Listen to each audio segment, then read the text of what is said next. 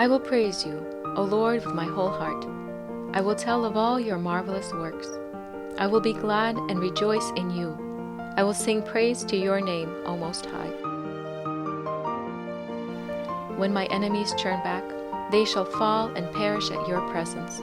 For you have maintained my right and my cause. You sat on the throne judging in righteousness. You have rebuked the nations. You have destroyed the wicked. You have blotted out their names forever and ever.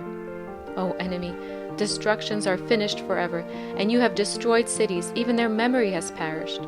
But the Lord shall endure forever. He has prepared his throne for judgment. He shall judge the world in righteousness, and he shall administer judgment for the peoples in the uprightness. The Lord also will be a refuge for the oppressed, a refuge in times of trouble. And those who know your name will put their trust in you. For you, Lord, have not forsaken those who seek you. Sing praises to the Lord who dwells in Zion. Declare his deeds among the people. When he avenges blood, he remembers them. He does not forget the cry of the humble. Have mercy on me, O Lord. Consider my trouble from those who hate me. You who lift me up from the gates of death, that I may tell of all your praise. In the gates of the daughter of Zion, I will rejoice in your salvation. The nations have sunk down in the pit which they made, in the net which they hid. Their own foot is caught. The Lord is known by the judgment he executes. The wicked is snared in the work of his own hands. Meditation, Selah.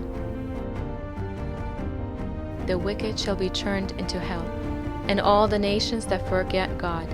For the needy shall not always be forgotten. The expectation of the poor shall not perish forever. Arise, O Lord, do not let men prevail. Let the nations be judged in your sight. Put them in fear, O Lord, that the nations may know themselves to be but men. Selah.